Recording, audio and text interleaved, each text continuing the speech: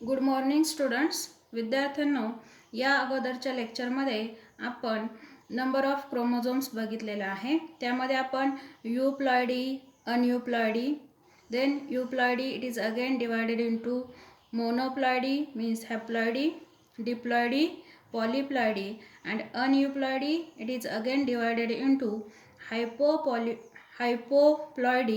and hyperploidy. Hypoploidy again divided into monozomy and nullizomy and hyperploidy is again divided into trisomy. Now today we see the size of the chromosome. Size of the chromosome varies from species to species. That means प्रत्येक स्पेसिसची क्रोमोझोमची जी size आहे ती वेगवेगळी असणार आहे. So it is varies from the species to species. Each metaphase chromosome varies from 0.1 to 33 micrometer in length and 0.2 to 2 micrometer in thickness. That means मेटाफेजचा जो chromosome आहे त्याची length जी असणार आहे ती 0.1 पासून 33 मायक्रोमीटर असू शकते आणि त्याची जी थिकनेस आहे, जाडी जी आहे, it is from 0.2 to 2 micrometre. Then shape of the chromosome. क्रोमोझोमचा शेप कसा आहे? This shape varies according to the stages of cell division. Cell डिव्हिजनचे ज्या काही स्टेजेस आहे, कोणते कोणते स्टेजेस आहे सेल डिव्हिजनच्या? जर आपण मायटोसिस बघितलं तर त्यामध्ये प्रोफेज, मेटाफेज, अनाफेज, टिलोफेज अशा वेगवेगळ्या स्टेजेस आहे आणि त्या स्टेजेसनुसार क्रोमोझोमचा शेप काय होणार आहे? वेगवेगळा असणार आहे. In interphase chromosome are in the form of chromatin network. Interphase जी आहे सेल सायकलमध्ये आपल्याला माहीत आहे इंटरफेज पण प्रेझेंट असते आणि मग त्या इंटरफेजमध्ये क्रोमोझोम जो असणार आहे it is look like a chromatin network. Chromatin network सारखा तो आपल्याला दिसणार आहे. And in metaphase they shows the maximum condensation and appear short and thick. मेटाफेजमध्ये क्रोमोझोम जे आहे ते आपल्याला व्हिजिबल दिसत असतात आणि म्हणून मेटाफेजमधले क्रोमोझोम जे आहे ते कंडेन्स्ड आहे. कंडेन्स म्हणजे एकत्र आलेले आहे. Condensed and appear short and thick. Short condensation झाल्यामुळे ते कसे होणार आहे? शॉर्ट आणि थिक. जसं आपण मेटाफेजमध्ये जे काही सेल डिव्हिजनच्या स्टेजेस असतात कॅरिओकायनेसिसमध्ये, त्यामध्ये आपण हे बघितलेलं आहे. कॅरिओकायनेसिसमध्ये प्रोफेज, मेटाफेज, अनाफेज, टिलोफेज या स्टेजेस आहे. मग त्यापैकी मेटाफेजला जे क्रोमोझोम आहे ते क्रोमोझोम कसे असतात? कंडेन्सेशनमध्ये असतात आणि कंडेन्सेशन झाल्यामुळे ते कसे दिसतील आपल्याला? शॉर्ट आणि थिक. त्यांची जी जाडी आहे ती थिक होणार आहे आणि त्यांची जी लेंथ असणार आहे ती कशी असेल? शॉर्ट असेल. पण याच्या अपोजिट असणारे इंटरफेजमध्ये, इंटरफेजमध्ये ते कसे दिसणार आहे? क्रोमॅटिन नेटवर्क म्हणजे थ्रेड लाईक ते आपल्याला दिसणार आहे. आपला नेक्स्ट पॉईंट जो आहे स्ट्रक्चर ऑफ क्रोमोझोम. कोणता पॉईंट आहे next? Structure of the chromosome. इथं आपण डायग्राम काढलेली आहे क्रोमोझोमच्या स्ट्रक्चरची. तुम्ही जर ही डायग्राम ऑब्झर्व केली, जनरली जे क्रोमोझोम आहे ते तुम्हाला कशा पद्धतीने दिसतात? मध्ये क्रोमोझोमच्या मध्ये तुम्हाला सेंट्रोमियर दिसतो. काय दिसतो मध्ये? सेंट्रोमियर. सेंट्रोमियरला दुसरं काय नाव आहे? Primary construction. सेंट्रोमियरला दुसरं काय नाव आहे? Primary construction. बघा इथे हा जो पार्ट आहे त्याला आपण म्हणतो सेंट्रोमियर आणि त्यालाच दुसरं नाव आहे प्रायमरी कन्स्ट्रक्शन. नंतर ह्या सेंट्रोमियरच्या साईडला आर्म असतात, त्याला काय म्हणतो आपण? आर्म्स. सो स्ट्रक्चरली क्रोमोझोममध्ये इथं तुम्हाला प्रायमरी कन्स्ट्रक्शन म्हणजे सेंट्रोमियर दिसतोय. Then you see the here secondary construction. मग सेकंडरी कन्स्ट्रक्शन इथं 1 लिहिलंय आणि इथे 2 आहे. सेकंडरी कन्स्ट्रक्शन 1 and 2 दिसतंय. Secondary construction 1, secondary construction 2. Secondary construction जे आहे जे की प्रायमरी कन्स्ट्रक्शनच्या नंतर येते त्यालाच आपण म्हणतो न्यूक्लिअर ऑर्गनायझर. आता न्यूक्लिअर ऑर्गनायझर का म्हटलेलं आहे? कारण ते न्यूक्लिअर डेव्हलपमेंटसाठी याची हेल्प होत असते, म्हणून याला म्हटलेलं आहे nucleolar organiser. Then you see the chromomeres, you see the chromomeres. आणि लास्टचं जे टोक आहे टोक म्हणजेच टिलोमियर. दुसऱ्या टोकाला आहे सॅटेलाइट. इथे आहे क्रोमोनिमॅटा. काय आहे? क्रोमोनिमॅटा. सो डायग्राम तुम्ही बघितलेली आहे स्ट्रक्चर ऑफ द क्रोमोझोम. आता हे जे क्रोमोझोम आहे आपण त्यांना मायक्रोस्कोप खाली जेव्हा ऑब्झर्व करत असतो तेव्हा ते आपल्याला दिसणार आहे. कोणत्या स्टेजमध्ये ते व्हिजिबल असणार आहे? मेटाफेज. आपण वरती पण सांगितलेलं आहे मेटाफेजमध्ये ते व्हिजिबल दिसणार आहे आपल्याला, कारण मेटाफेजमध्ये ते कसे असतात? कंडेन्स्ड असतात आणि त्यामुळे ते शॉर्ट आणि थिक होतात. So it is best visible under microscope when the cell is at metaphase stage. सेलची जी मेटाफेज स्टेज आहे, ज्या काही कॅरिओकायनेसिसचे 4 फेजेस आहे. कोणत्या 4 फेजेस आहे विद्यार्थ्यांनो? प्रोफेज, मेटाफेज, ॲनाफेज आणि टिलोफेज. ह्या काही 4 स्टेजेस आहे. त्यापैकी मेटाफेज ही जी स्टेज आहे त्या स्टेजमध्ये आपल्याला क्रोमोझोम व्हिजिबल दिसतील. It is because at this stage chromosomes are highly condensed. का असं का होणार आहे? बाकीच्या स्टेजमध्ये का नाही दिसू शकत? मेटाफेजमध्येच का दिसणार आहे? कारण ह्या स्टेजमध्ये क्रोमोझोम काय झालेले आहे? कंडेन्स्ड झालेलं आहे. आणि कंडेन्स्ड झाल्यामुळे ते कसे दिसतात आपल्याला? Short and thick. Typically chromosome consist of 2 chromatids join together at the centromere. तुम्हाला आधीच म्हटल्याप्रमाणे मी बघा, हे जो आहे हा पार्ट तो सेंट्रोमियरचा आहे. जनरली आपल्याला क्रोमोझोम कसं काढत असतो आपण? Like that. Here middle centromere and here these are the chromatids. हा काय आहे? त्याचा सेंट्रोमियर आहे. सेंटरला जो आपण भाग दाखवलेला आहे हा कोणता आहे? सेंट्रोमियर. सेंट्रोमियरला दुसरं नाव काय सांगितलं मी? Primary construction.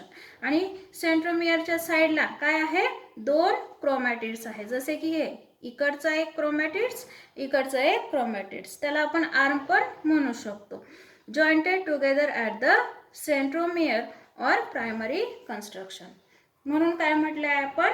क्रोमोझोम जो आहे क्रोमोझोमला 2 क्रोमॅटिड्स आहे, इकडचं आणि इकडचं. किंवा इथे बघितलं तर इकडच्या साईडला आणि इकडच्या साईडला. हे जे 2 क्रोमॅटिड्स आहे ते कशाने जॉईन केले जाणार आहे? सेंट्रोमियरने. आणि सेंट्रोमियरला दुसरं काय नाव आहे? Primary construction. प्रायमरी कन्स्ट्रक्शन जे आहे बघा, आता प्रायमरी कन्स्ट्रक्शनच्या बाजूला it consist of disc shape plate. याच्या बाजूला एक डिस्क शेप प्लेट प्रेझेंट असणार, डिश सारखी. आता तिचं फंक्शन काय आहे? ती जी डिस्क शेप प्लेट प्रेझेंट आहे तिलाच म्हणणार आहे आपण कायनेटोकोर. काय म्हणणार आहोत? कायनेटोकोर. काय नाव आहे तिचं? कायनेटोकोर. आता कायनेटोकोरचं काय फंक्शन आहे बघा, जेव्हा सेल डिव्हिजन होत असतं आणि सेल डिव्हिजन होत असताना there is the formation of the spindle fibres. Spindle fibres तयार होत असतात आणि ते जे स्पिंडल फायबर आहे ते कुठं अटॅच होणार आहे? या कायनेटोकोरला. किंवा स्पिंडल फायबर जे आहे ते कुठं अटॅच होऊ शकतात? सेंट्रोमियरला. आणि सेंट्रोमियरचीच बाहेरची जी बाजू आहे डिश शेप तिलाच काय म्हटलेलं आहे? कायनेटोकोर. आणि मग कायनेटोकोरचं फंक्शन काय आहे? The spindle fibres get attach during cell division to the kinetochore. जेव्हा सेल डिव्हिजन होणार आहे तेव्हा जे काही स्पिंडल फायबर तयार होणार आहे ते कुठं अटॅच होणार आहे? कायनेटोकोर्स. आता हे झालं प्रायमरी कन्स्ट्रक्शन. प्रायमरी कन्स्ट्रक्शनच्या नंतर त्या ठिकाणी it possess the additional 1 or more construction. अजून काही कन्स्ट्रक्शन तुम्हाला या ठिकाणी दिसतील. कोणते कोणते कन्स्ट्रक्शन दिसतात? त्याला आपण म्हणणार आहे सेकंडरी कन्स्ट्रक्शन. मग it may be the 1 or more. एक असू शकतं किंवा अनेक असू शकतं. म्हणून आपण काय म्हटले बघा, beside the primary construction it also contains the 1 or more construction and these are known as the secondary construction. इथे एक दाखवलेलं आहे आपण सेकंडरी कन्स्ट्रक्शन, इथे एक सेकंडरी कन्स्ट्रक्शन दाखवलेलं आहे. त्याला काय म्हणणार आहे आपण? Secondary construction. सेकंडरी कन्स्ट्रक्शन जे आहे it is also called as the nuclear organiser. त्याला दुसरं नाव काय आहे? न्यूक्लियर ऑर्गनायझर आहे. असं का म्हटलं? कारण न्यूक्लियस जो आहे it become organise during the interphase. इंटरफेजच्या वेळेस हा जो न्यूक्लियस तयार केला जातोय तो कशामुळे होणार आहे? न्यूक्लियर ऑर्गनायझरने. सो न्यूक्लियर ऑर्गनायझर जे आहे त्याचं फंक्शन आहे formation of the nucleus. It help in the formation of the nucleus, so the name is given nuclear organiser. कुणाचं नाव आहे न्यूक्लियर ऑर्गनायझर? सेकंडरी कन्स्ट्रक्शनचं. सेकंडरी कन्स्ट्रक्शनचं दुसरं नाव काय आहे? Nuclear organiser. आणि न्यूक्लियर ऑर्गनायझर का म्हटलेलं आहे? Because it help in the formation of the nucleus during the interphase. Beside of that, आता याच्यानंतर काय दिसतं तुम्हाला? हे जे सेकंडरी कन्स्ट्रक्शन आहे त्यालाच आपण म्हटलंय न्यूक्लियर ऑर्गनायझर. आणि त्याच्यानंतर काय आहे? काय नाव दिलेलं आहे आपण? सॅटेलाइट. म्हणजेच क्रोमोझोम जो आहे न्यूक्लियर ऑर्गनायझर आहे त्याच्यानंतरचा जो पार्ट आहे it is called as the satellite, किंवा आपण त्याला म्हणणार आहे सॅटेलाइट बॉडी. त्याला दुसरं नाव आहे sat body. SAT, sat body किंवा सॅटेलाइट बॉडी. सॅट बॉडी किंवा satellite body is attach at the secondary construction. Secondary कन्स्ट्रक्शनला कोण अटॅच झालेला आहे? Satellite body. काही क्रोमोझोम मध्ये तुम्हाला हे स्ट्रक्चर दिसणार आहे.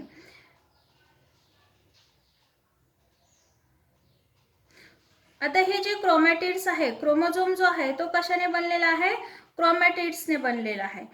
क्रोमॅटिड्स जे आहे त्याला म्हणणार आहे क्रोमोनिमॅटा. दिसतंय इथं? क्रोमोनिमॅटा.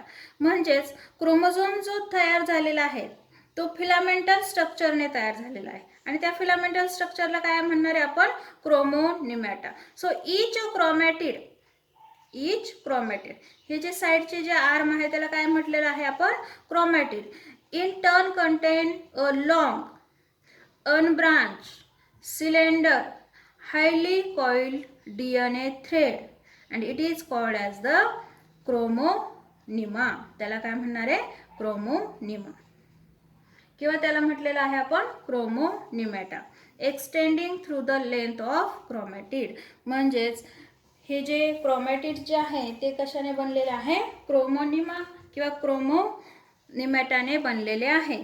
आपल्याला माहीत आहे जो DNA आहे, DNA जो आहे तो कॉईल आणि सुपर कॉईल होत असतो आणि त्याच्यापासून नंतर काय बनत असतंय? क्रोमोझोम बनत असतंय. त्याच पद्धतीने या ठिकाणी हे जे क्रोमोनिमा आहे किंवा क्रोमॅटिड्स आहे ते क्रोमोनिमॅटाने बनलेले आहे. Then chromonematids consist of double standard DNA molecule. Chromonematids जे आहे डबल स्टँडर्ड DNA मॉलिक्यूल त्या ठिकाणी प्रेझेंट आहे which extend from one end of chromosome to the other end of chromosome. अशा पद्धतीने क्रोमोनिमॅटिड जे आहे ते जे आहे ते कशाने बनलेलं आहे? डबल स्टँडर्ड DNA ने बनलेले आहे. त्याच्या साईडला म्हणजेच एका साईडपासून दुसऱ्या साईडपर्यंत असे क्रोमोनिमॅटा एकत्र आलेले आहे. आणि क्रोमोनिमॅटा म्हणजेच काय आहे? DNA आहे आणि त्याच्यापासून हे क्रोमॅटिड्स किंवा आर्म्स बनलेले आहे. याचं जे दुसरं जे टोक आहे the tip of the chromosome is called as the telomere. या क्रोमोझोमचं जे टिप आहे, शेवटचं एंड आहे, त्याला काय म्हणणार आहे आपण? टिलोमर. आणि टिलोमरचं फंक्शन काय आहे? which help in the preventing the ends of the chromosome from sticking each other. हे जे क्रोमोझोम आहे त्यांचे जे एंड आहे ते स्टिक होऊ नये त्याच्यासाठी हे टिलोमरचं फंक्शन आहे. They attach the chromosome to the nuclear envelope. हे जे काही न्यूक्लियर इन्व्हॉल्प आहे तिथे क्रोमोझोम अटॅच करण्याचं काम कोण करणार आहे? टिलोमेयर करणार आहे. Surface of the chromosome bears number of small swelling. हे जे क्रोमोझोम आहे त्याच्या सरफेसवरती तुम्हाला स्वेलिंग दिसतील अशा पद्धतीने.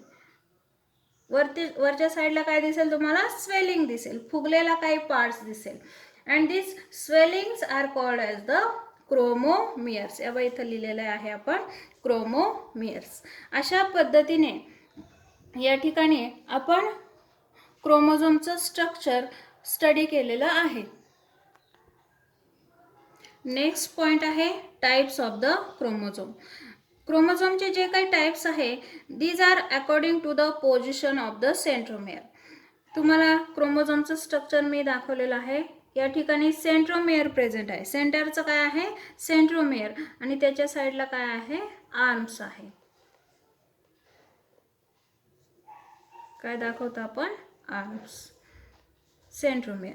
मग ही जी सेंट्रोमेअरची पोझिशन आहे त्या पोझिशनवरून ह्या क्रोमोझोमचे टाइप्स पडलेले आहे बघा. मग ह्या सेंट्रोमेअरची पोझिशन कुठं आहे according to that there are the 4 types of chromosome. क्रोमोझोमचे किती टाइप्स पडलेले आहे 4 टाइप्स आहे. कोणते टाइप्स आहे ते मेटासेंट्रिक, दुसरा आहे सब मेटासेंट्रिक, तिसरा आहे ॲक्रोसेंट्रिक आणि चौथा आहे टिलोसेंट्रिक. ठीक आहे. आता मेटासेंट्रिक, मेटा मीन्स काय असतं नेहमी मिडल. मेटा म्हणजे काय आहे मिडल. आपण सुरुवातीलाच म्हटलेलं आहे हे क्रोमोझोमचे जे टाईप पडलेले आहे these are according to the position of the centromere. Actual centromere कोणत्या पोझिशनला सिच्युएटेड झालेला आहे तो मिडलला झालेला आहे, मिडलपासून थोडासा खाली किंवा वर झालेला आहे की शेवटाला टीपला सिच्युएटेड आहे का टीपपेक्षा थोडं बाजूला सिच्युएटेड आहे त्याच्यानुसार हे क्रोमोझोमचे टाइप्स पडलेले आहे. मग पहिला टाईप बघा मेटासेंट्रिक.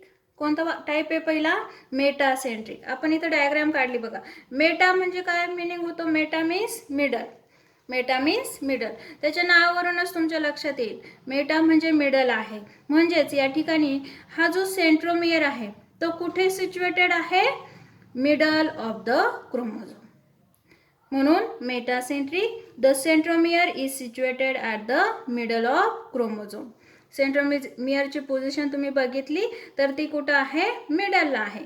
आणि जर सेंट्रोमियर मिडलला असेल तर याचे जे 2 आर्म आहे ते कसे असतील नियरली इक्वल.